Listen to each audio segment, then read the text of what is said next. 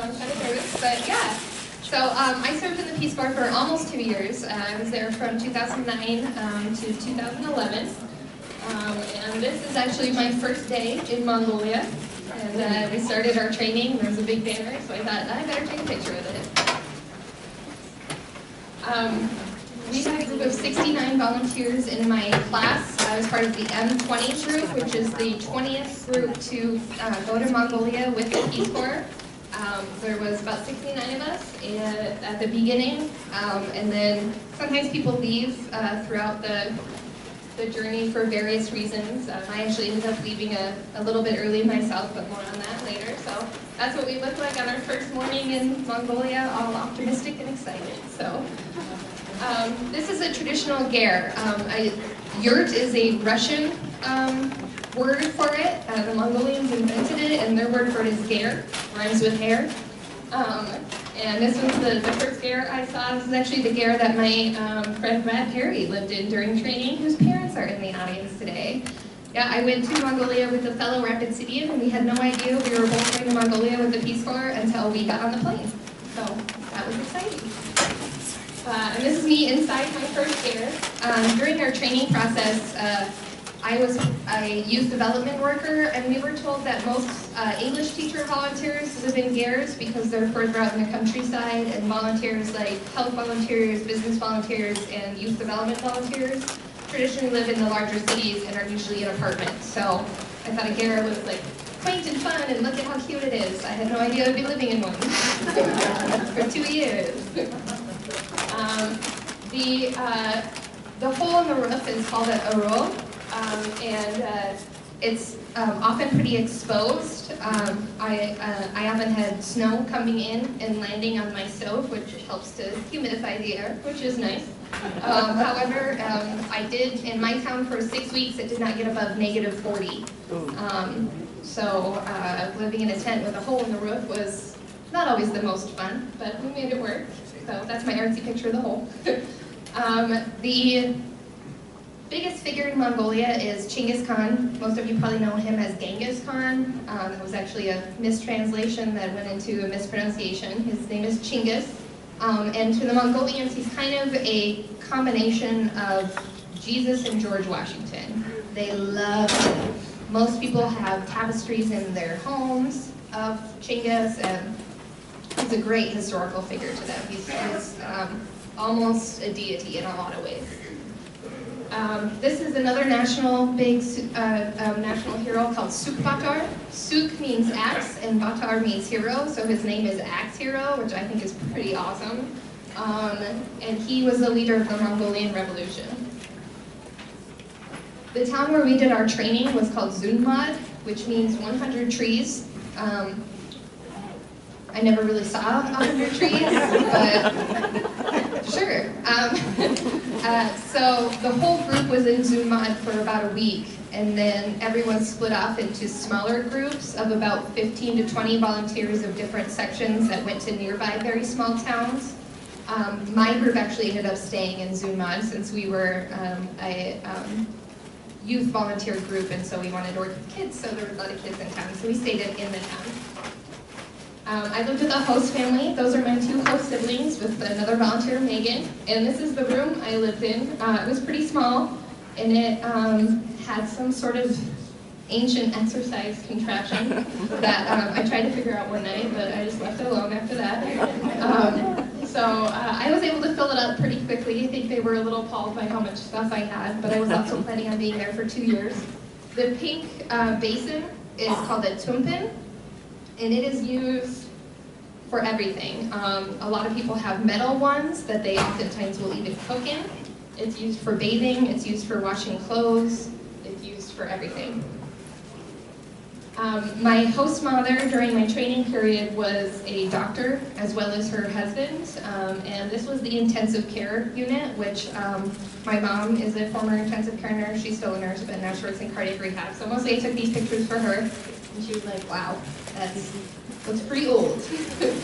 I did have an interesting experience where my host mom came home at one point, and this is before I really spoke hardly any Mongolian, and she kept saying, come with me, and I was nervous because I'd heard stories of other volunteers that someone would say, like, come with me, and then they'd end up gone on a 3-day camping trip.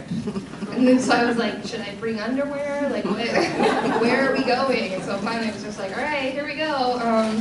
So I went, and she actually brought me to the hospital, and there was a woman in one of these beds who sat up as soon as she saw me and said, "Dear God, please tell me you speak English." And I was like, oh yeah, what happened? And she's like, I have no idea. I was traveling around, I got sick, I woke up in here, and there's a scar on my stomach. And so I brought in my Mongolian tutor, and she was able to help translate. They removed her appendix I mean, this is like 2 hours away from the capital city in a small town, and I was like, wow. And she was from Denmark, and she gave me her boyfriend's name, and I had to like Facebook message him, and was like, I found your girlfriend, she's alive. Just weird things happen. The town I was in Zunman had a shower house that I was really excited about until I realized we had 3,000 tugriks a day, which is about $2.47. And the shower house costs 3,000 tugriks, so it was like food or cleanliness. So I went once in 3 months, and this is me walking home from the shower house with some cows. And then we had a day where we learned how to live in a ger, and we all took it like a funny field trip, and we didn't really pay attention because we were all told we were going to live in apartments. And so they're like, here's how you chop wood, and I'm like, yeah. And they're like, here's the important knot you have to learn, and I'm like, yeah, whatever. And then, you know, weeks later when I found out I was going to be living in a ger, I was like, can someone show me that knot thing again? Mongolians travel in a very interesting way. They pack as many people into a car as they can. This is a pretty basic 4-door sedan, and there was 11 of us in there. All but 2 were full-sized adults. And that was like not unusual. It wasn't like, oh, this is so fun and unusual. They were like, oh, this is how we travel. But we only went about an hour outside of town, so that was good. And the picture next to it are these 2 women, they're sisters, and they were at the Nadam festival, which I'll go into more, but I just loved the way that one woman was in the traditional Mongolian dal, and her sister is wearing a Mariah Carey t-shirt and jeans. And I just thought that was just such a perfect example of what Mongolia is. So this is Nadam. It's probably the biggest holiday of the year. It's the festival of the 3 manly sports, is what it's referred to, which is funny because men only really do one of the sports, which is wrestling, which they wear these outfits for. And the story is that one year a woman won the national Nadam wrestling, so then they started wearing these little shrugs that were open in the front so a woman couldn't play. And I don't know what the little shorts are for, but it was very amusing to the Americans. But we actually did have a couple of guys in our training group that decided they wanted to wrestle, and so they borrowed outfits and got out there, God bless them, and just got creamed. But looked good doing it. The other sports are horseback riding, which is traditionally done by very little boys instead of jockeys, and they go very fast, and sometimes with a saddle, and sometimes without a saddle, and then sometimes very long distances, and then shorter, but they go very, very fast. So one of my other Peace Corps volunteers, one of her big projects, was she got American equestrian clubs to donate their used helmets and bring them to Mongolia and try to get some of these kids to wear helmets because it's very dangerous, obviously. The 3rd manly sport is archery, which is traditionally done by the women. So, and it was incredible. I've never seen anything like it. They have a lot of different games. They play with ankle bones of goats and sheep. So the little objects you can see there are ankle bones. They use them as dice. Every way they fall looks slightly different, which Mongolians can tell right away which way it is. I usually have to pick it up and kind of look at it. But so this is us playing a Mongolian game, and we've kind of adapted it to help us learn Mongolian. And then this is my language training group. Our teacher, Oina, is in the middle there, and she was great. And then the rest of us are Peace Corps volunteers that were trying to learn Mongolian. The traditional bride outfit is worn by this opera singer here, and it's what Queen Amidala's outfit in Star Wars was based off of. So if you remember her big outfit, that was totally Mongolian. And the woman on the right is wearing a much more traditional kind of everyday dell. Not all Mongolian people wear a dell every day, but especially the older generation tend to wear everyday dells. So during our opening ceremony, Welcome to Mongolia, they had a couple local school children come, and one of them danced for us, and one of them played the Monahan, which is the horsehead fiddle. They invented it in Mongolia. In fact, most of the bows that people use for playing the cello and violin are made from Mongolian horsehair because it's the strongest and the best, I guess. So, but it's 2 strings, and it's kind of an unearthly sort of sound, but really beautiful. During our training, we went to Terelch National Park, which is probably the most beautiful spot that I saw in Mongolia. It kind of reminded me of the Black Hills. It even had a dinosaur park. Aww. I was like, look at you, dinosaurs. That was actually at a camp that was run by a former national wrestling champion. And one of the things we did at the camp was we had a lot of kids come, and we split them up in a group, and we sent them on kind of a scavenger hunt with one of us as kind of a guide/learner person with them. And one of the things we had to do was teach them what a s'more was before we gave them a s'more. And my group won because they were able to communicate that they were going to eat white, hot, sticky fire candy. And that was the closest description. So my group won. I was like, yeah. So next time you eat a s'more, think of my Mongolian kids eating their first white, hot, sticky fire candy. So this is my whole host family. I lived with them for about 3 months. The parents were very busy. They were doctors. And the kids were often left kind of to their own devices, especially the daughter. She often cooked me dinner. And it was kind of hard to get used to the Mongolian food, but yeah, it was really, really sweet. The dad especially did seem to have a little bit of a drinking problem, which is very common in Mongolia. There's a lot of vodka there, so.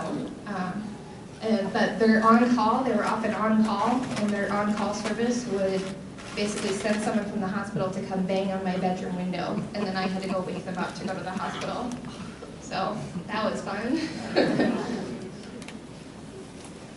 When we finally did get to go into the city, we obviously flew into the city, but they took us right to Zunmad. It was in the middle of the night.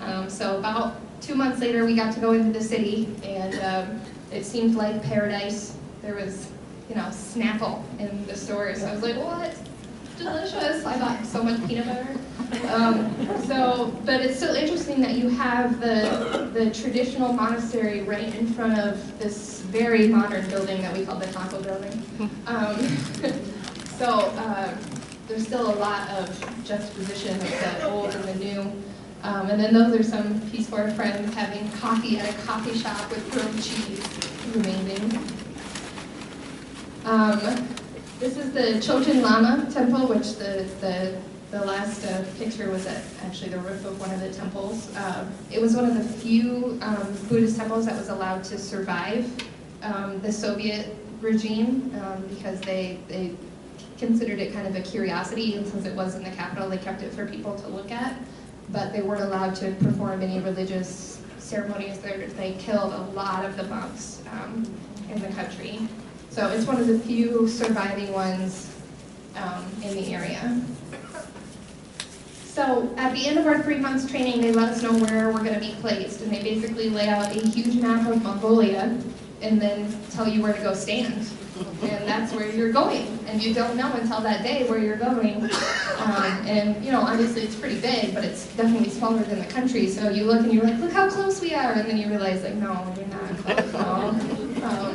So that was pretty funny. That I think is a fun way to do it. So at the end of our 3 months, we have a swearing-in ceremony, which a lot of people's host families made them traditional Mongolian outfits, made them dells. So you see a lot of the volunteers wearing dells. And then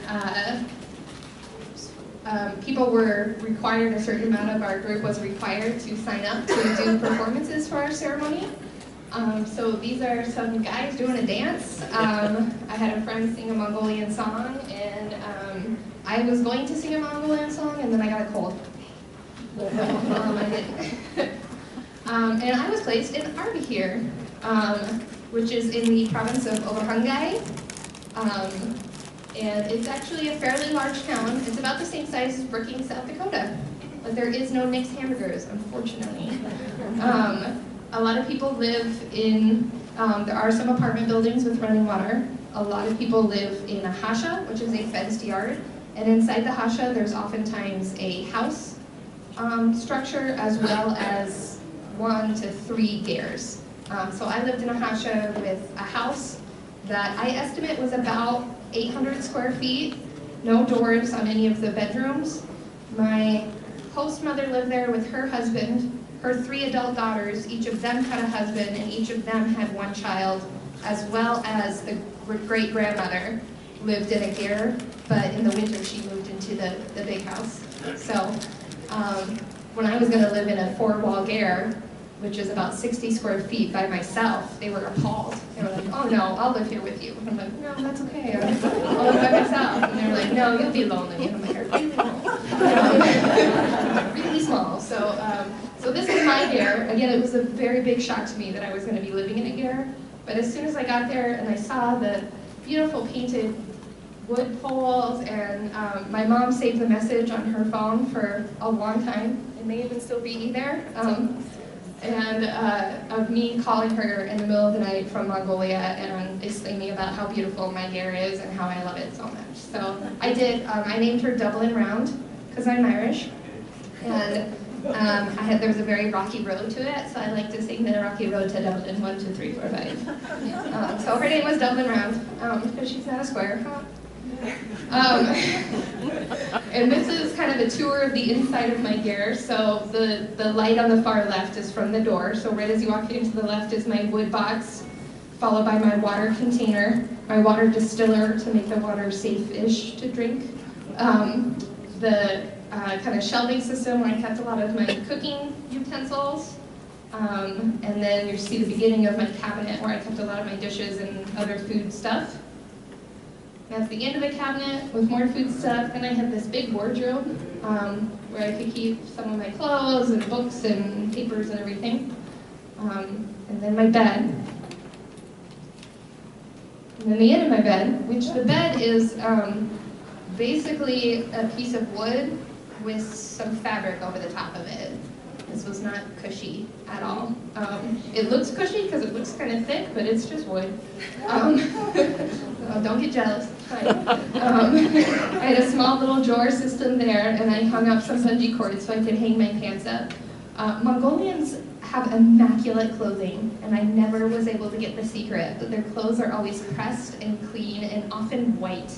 And I was like, I don't understand. My clothes are so dingy. After like a week, my clothes were awful. And then my family gave me 2 giant chairs, which I eventually, thanked them very nicely, but had them move back into their house because they're very big. So those are the big giant brown chairs. I have 2 tumpins. I have a metal one in case I need to cook something, and a plastic one for washing.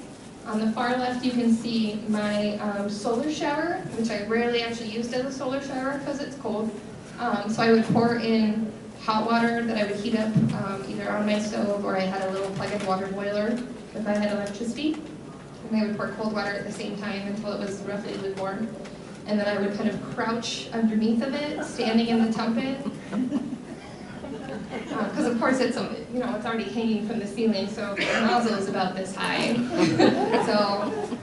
But I got cleanish. And so this is a picture of kind of standing in the doorway, so you can kind of see. That's my stove in the middle. Her name was Olivia.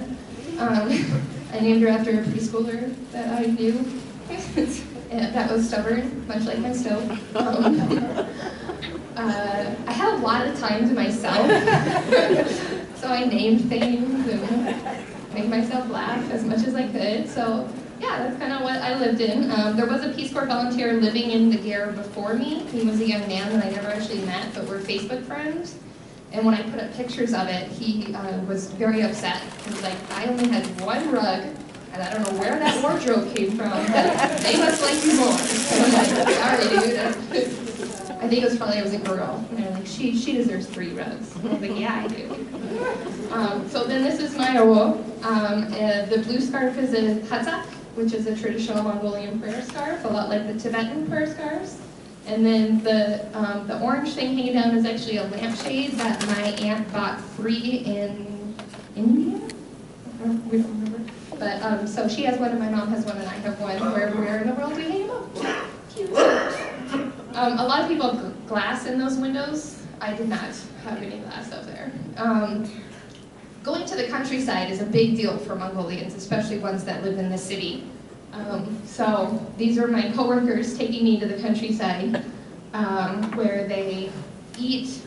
They usually butcher and bring almost an entire sheep or goat and cook it basically by putting it in this metal thing and then putting hot rocks in there, rocks out of the fire, and put the rocks in there. And then they just eat with their fingers, and there's potatoes in there, and they usually have a jar of pickles and some hot sauce and vodka. And this was my first outing, so I was unprepared. So I didn't bring anything besides water to drink.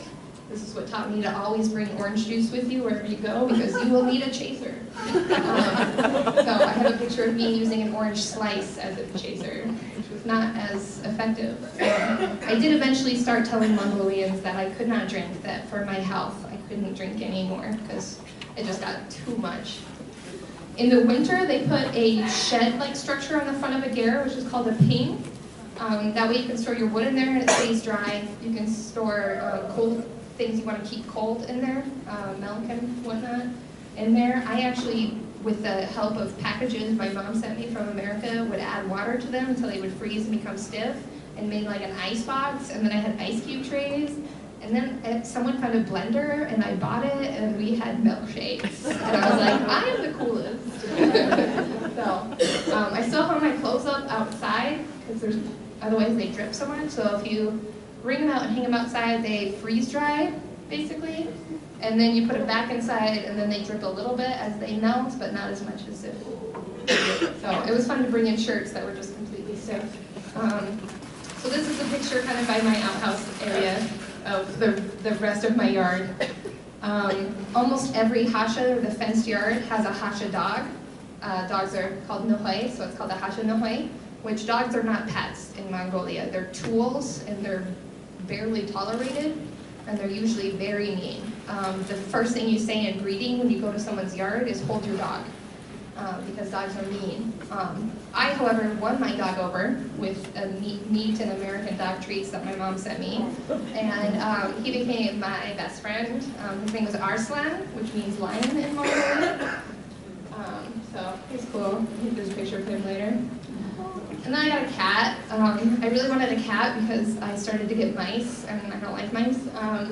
And so Mongolians hate cats. They're very superstitious. But I put the word out that I was looking for a kitten, and they do have some, like barn cats and whatnot. So eventually a friend of my coworker came over, and I hadn't even really met her, and she had a bag. And she was like, meh, which means here.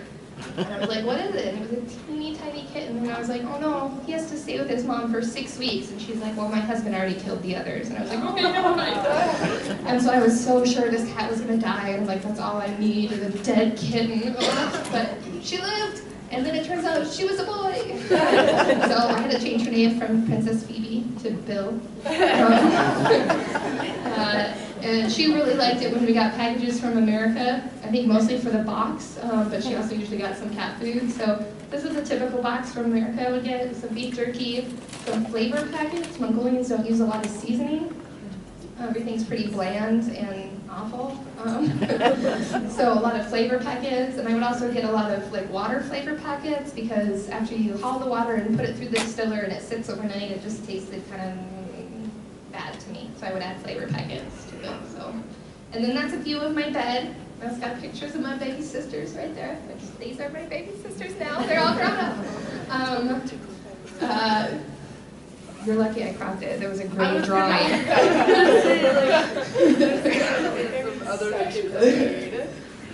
This is my Mongolian grandmother. So my Hashemom's mother, she told me she was 93. Obviously, I don't know if she even knows. She would speak to me every day in Russian, and then I would reply to her, "Grandmother, I am not Russian, I'm American, and I speak Mongolian a little." And I would tell the story in Mongolian, and she would say, I know. And then the next day, yell at me in Russian again. So, but she was so cute and sweet and kind of stinky, but I love her. This is our outdoor marketplace in the wee hours of the morning, so no one's really set up yet, but there was an outdoor marketplace all year long. It doesn't matter, -40, that's okay, come buy some clothes outside. And this is mostly what I wore walking back and forth from school, although this is right after I washed my hair. I was having a good hair day, so I was like, yeah, selfie time. So, yeah, pretty much got the big hood and the scarf around it, and you'll see a good picture of my coat later, too. This is the first office I was given at my school. I shared it with 2 other people. I would get new offices 3 more times in the 2 years I lived there. Seems like they waste a lot of time moving things around, but I wasn't going to argue, so this is my first office. And then this is another package from America that I was very happy to get. In the capital city, you can stay at hostels. So this is an example of a hostel room. There are 6 beds in this little space, and they go for about 400 tugriks a night, which is less than $1. It's like 40 cents. So after the first couple of times, I decided to graduate to a private room with an actual bed, which was like 1,500 tugriks, so like $1. And I was like, ooh, big spender. And then we would go out to more American-style restaurants with all the other Peace Corps volunteers and gorge ourselves, and then usually get sick because we had not been eating that way for so long. There was one restaurant that was a Mexican/Indian restaurant, and you walked in and you had to either choose to go sit on the left or sit on the right, because even though it was the same restaurant and the same kitchen, they wouldn't let you order any Indian food if you were on the left or any Mexican food on the right. So we usually end up sitting in the entryway and arguing as a group, like, no Mexican, no Indian. The Mongolians are very big on celebrations. So this is a Shinjil celebration, which means New Year's. I found out literally about 4 minutes before this that I was going to sing.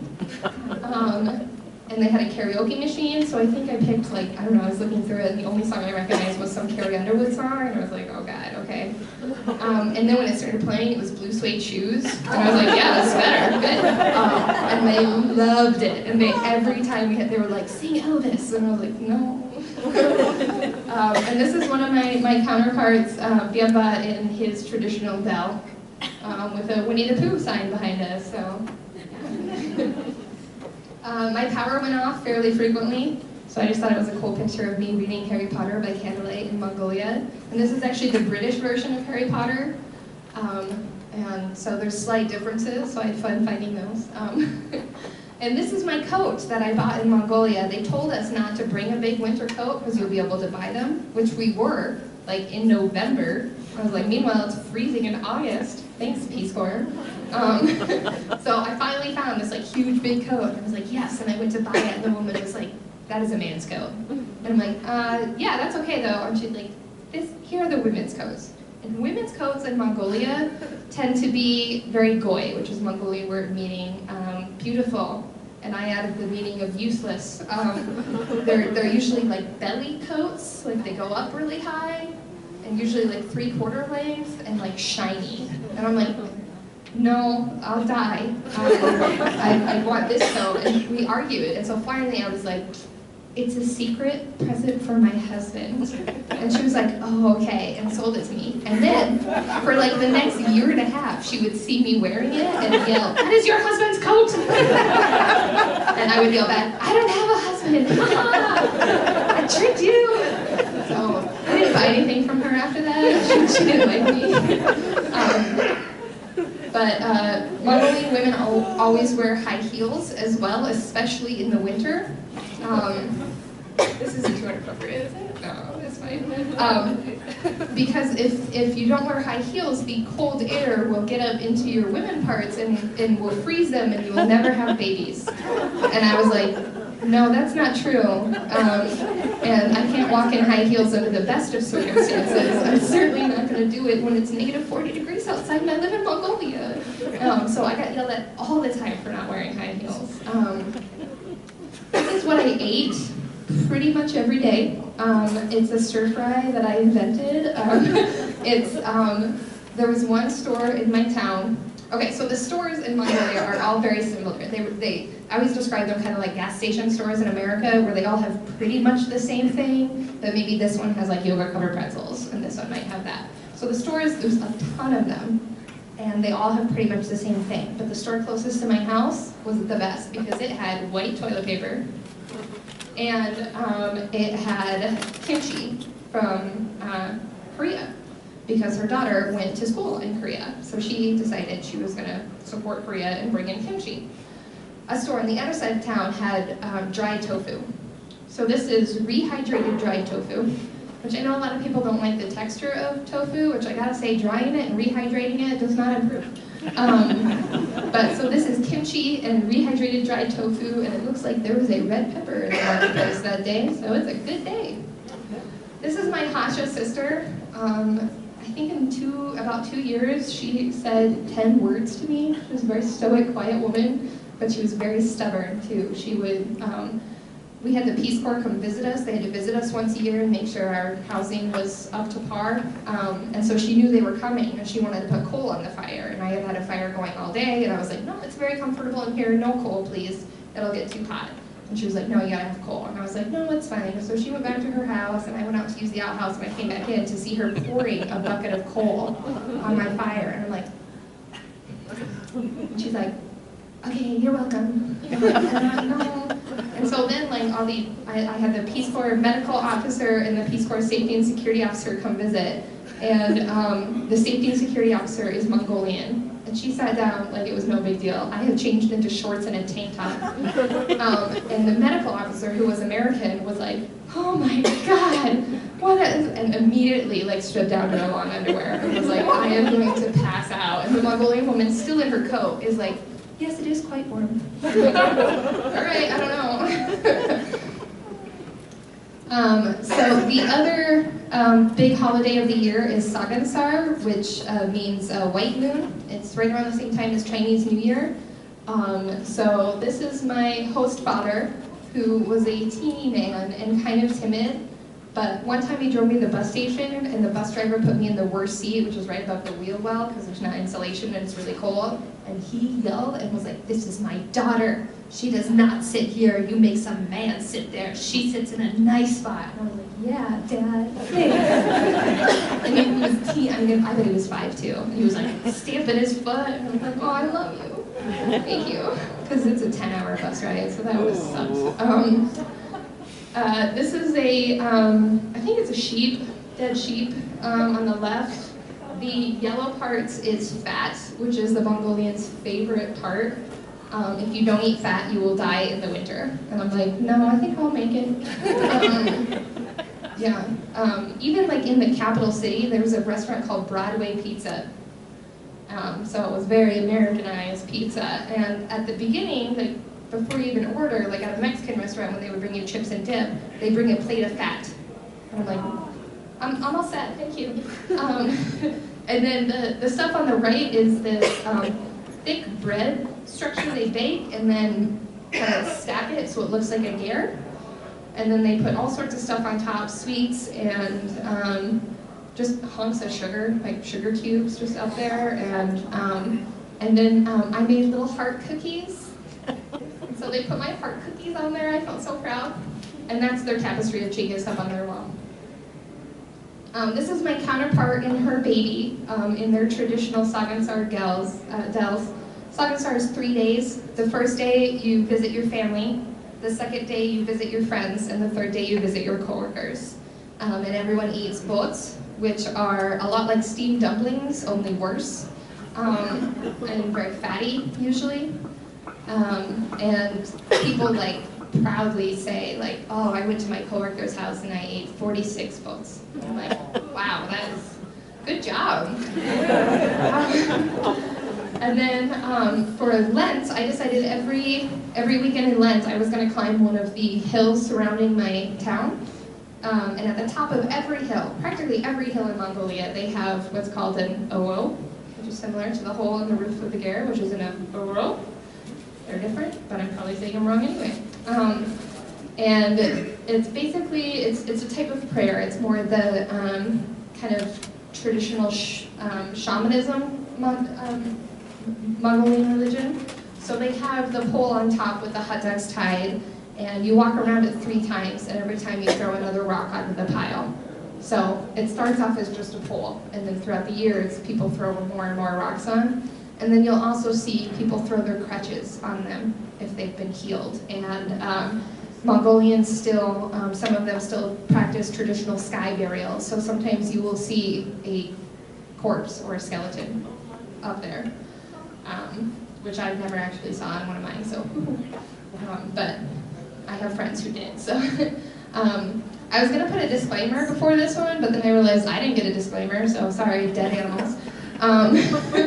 This was just outside my ger one morning. My family apparently ordered some meat, and it came. And I walked out, and I was like, "Good morning! Oh my God, dead thing!"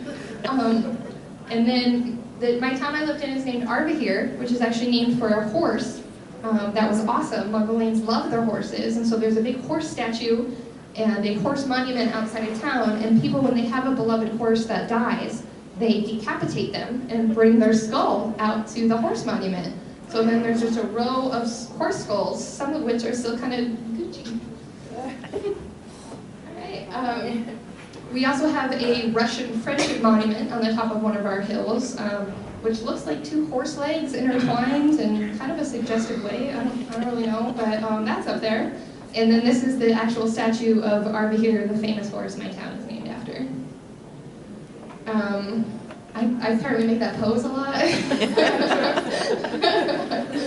was just so happy, it was so vast. I was like, look at all this room. And we also had a Russian, a friendship tree in my town, a friendship wishing tree. So you would go and put a hot dog on the friendship wishing tree and make wishes for your friends. So partway through my training, I took my counterparts to a Peace Corps training where we taught them life skills and how to teach them, specifically sex education life skills, which is kind of a taboo topic in Mongolia. But we had flashcards with different types of activities illustrated on them, and then they had to tell us like whether that was at risk for STDs or not. So some of them, they were like, oh. And we're like, no, it's okay, it's educational. So that was pretty interesting. We got to stay like in a hotel in Terelch National Park with like a shower, and we were all just dying. The Mongolians were unfazed. It's like they are great with showers and they're great without showers. The Americans were like, move, I got a shower. So that's me and my 2 counterparts on the bottom right. That's the whole group. And then on the upper right is one of the flashcards my counterpart is holding up to describe what it is and whether or not it could lead to an STD. I taught English at a monastery, so this is my monastery class on the left and bottom right. She is reading the lyrics to Country Road on the blackboard, which I did not know the lyrics to this until I moved to Mongolia, and I discovered it was Mongolia's favorite American song. So I had to like look up the lyrics and learn it, because everyone would be like, you know Country Roads? And I'm like, yeah, take me home, sorta. But yeah, no, it's very important. The other one that's very important is Last Christmas. All year. All year. Not very which version, all the versions. And there is a My Heart Will Go On by Celine Dion dance remix that they play incessantly. In the upper right is a picture of Bookbridge, or a Nomengur in Mongolia, which was a great thing that happened in my town. A German scouting group, like Boy Scouts, but both sexes scouting group came and basically rented this building, rent to own this building, and brought in over 4,000 books and asked my friend Ogna if she could run a library. And Mongolians consider it rude to say no, or I don't know how to do that. And so she was like, yes.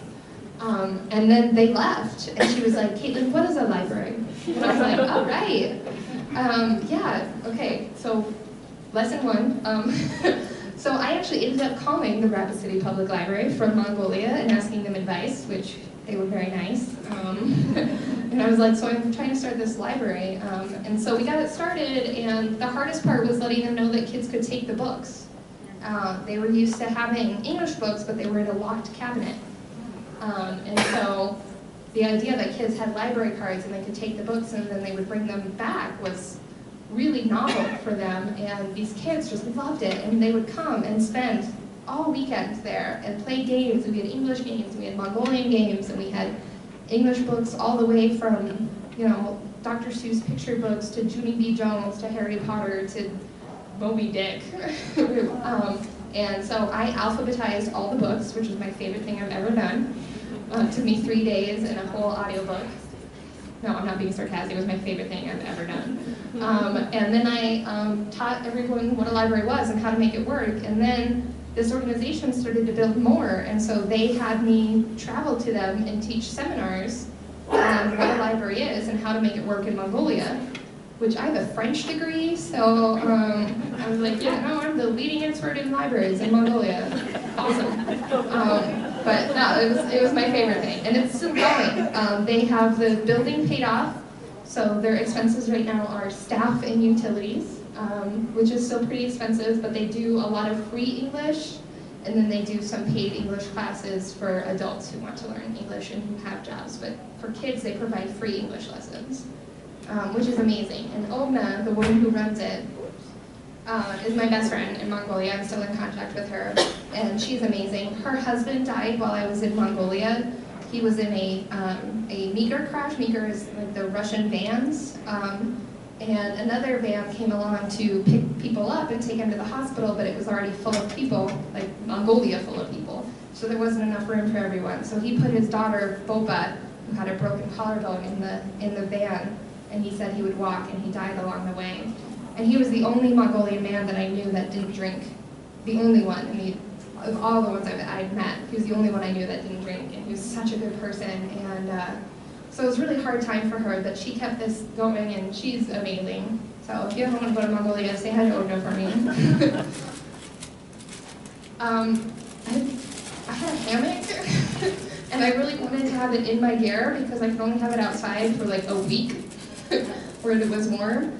So I found this Mongolian guy who made like playground equipment, and I was like, build me a hammock frame. And he was like, what? So I printed off like plans in English, and I tried to get them translated, and I gave him pictures, and I was like, you can do it.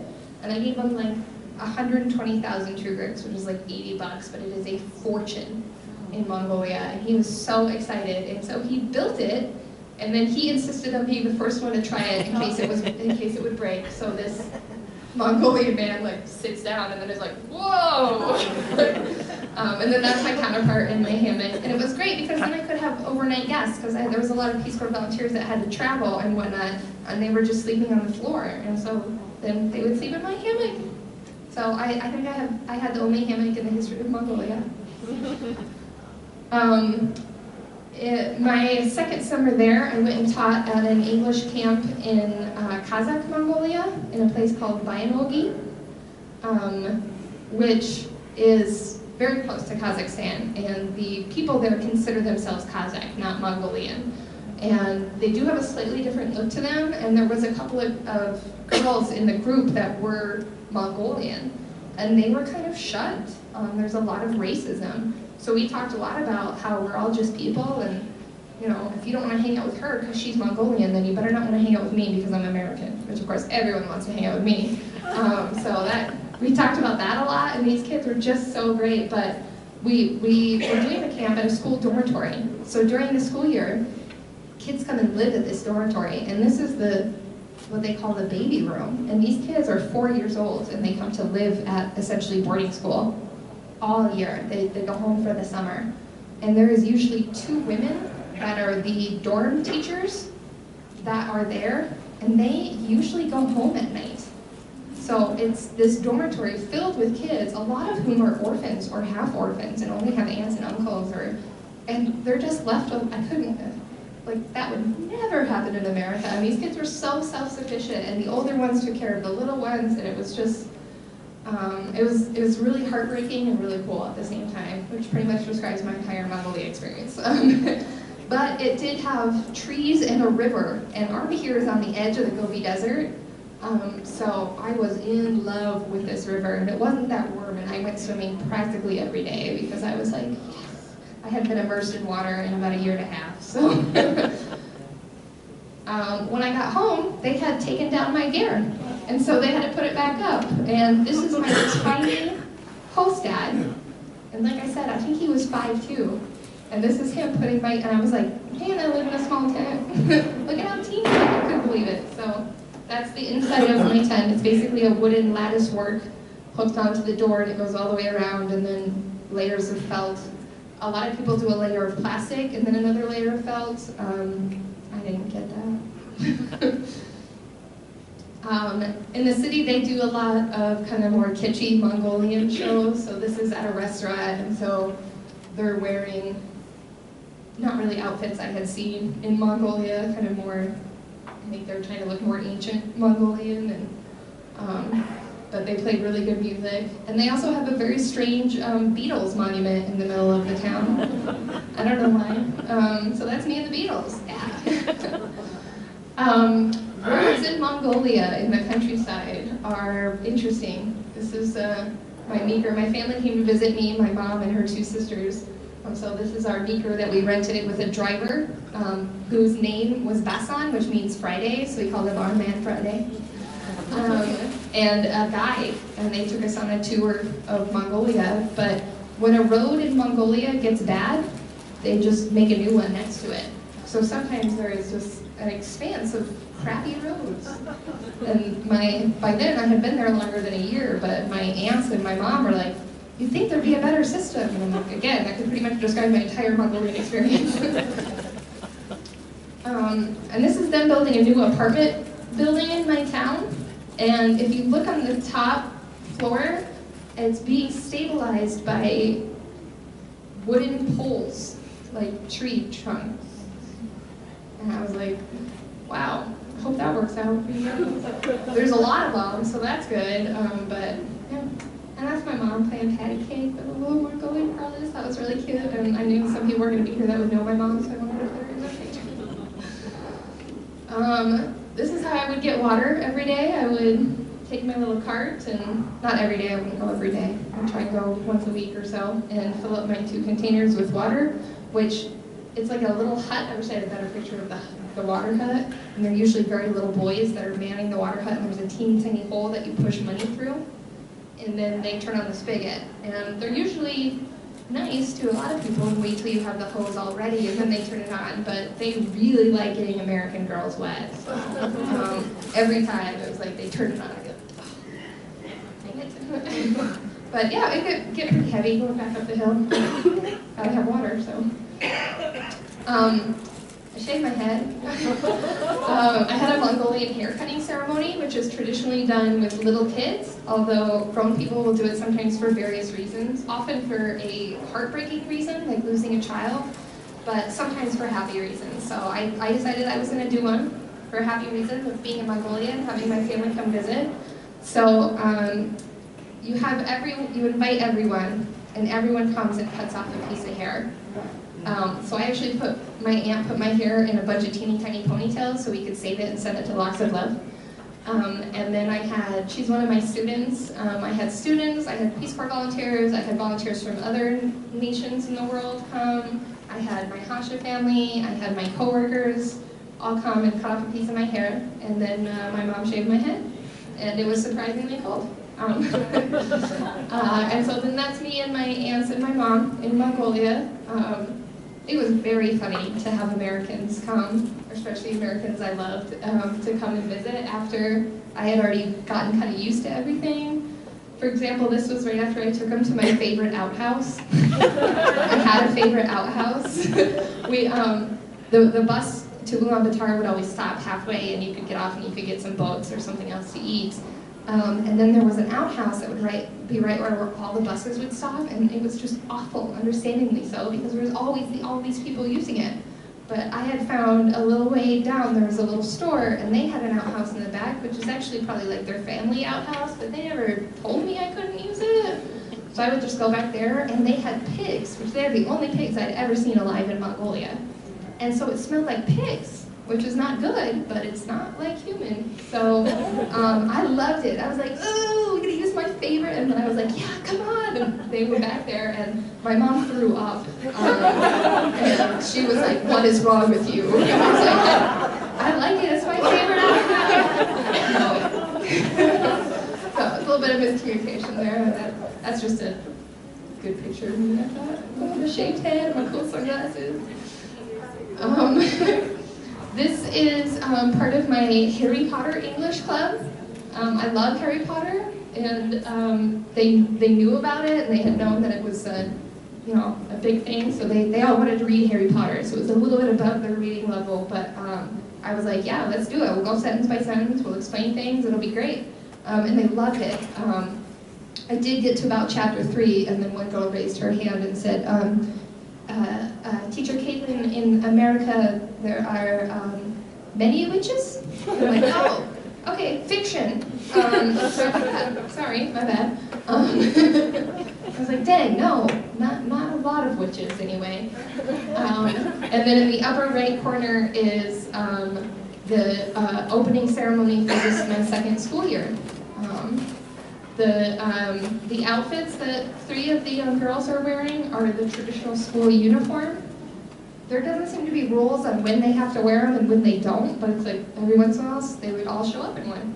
And then the next day nobody would be wearing one. And then the next day half the people. I could never really get a handle on it, but they look like kind of like little French maid outfits, which I thought was weird, but cute. And this is more picture. The top picture is a picture of Book Bridge. That's during my Harry Potter book club. And then the bottom picture is what eventually became my office. And I would have clubs in there, and I would teach little classes in there, and there was nowhere to sit, and no one had any extra chairs. And so I got a grant from a American company to give me money, and I had a local woodworker build me stools. And the kids were super excited. So it's funny because you think you're going to go over there and you're going to do something really, really important, and you do, but what's really, really important ends up being getting places for people to sit sometimes. But it's really important, so yeah, it's cool. The big thing I did was my bike project, though. There was a guy that was being interviewed by Rick Steves on NPR, and I was listening to him on podcast, and he was talking about making travel a pilgrimage. And then at the end of the interview, Rick Steves was like, and you have an NGO, right? And he's like, yeah, I have a group, we call ourselves 88 Bikes, and we give bikes to kids in developing countries. And Rick Steves was like, all right, well, thank you for being on the show. And I'm like, wait, what? And so I Googled this guy and found his email address and emailed him, and I was like, I'm in Mongolia. My kids like bikes, and no one has any. There was one kid in my town that had a bike, and everyone would get rides on it, and he was like, cool, do you live in a yurt? And I was like, yes, but it's called a ger. And so 2 months later, his brother and him came to Mongolia. I went to pick him up at the airport, and I was like, whoa, I made these people come to Mongolia, they're gonna be so mad. But they didn't, they loved it. They kind of scouted out the area and met some kids and fell in love with it, and they went home and they sent one of their volunteers, Dr. Jenny, who's in the picture with me on the right.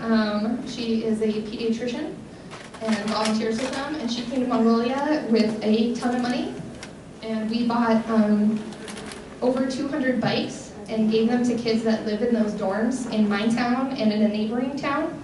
Most of those kids were orphans or half orphans, which is actually a distinguishing thing they say in Mongolia. As a half orphan, they get a little bit of money from the government from only having one parent.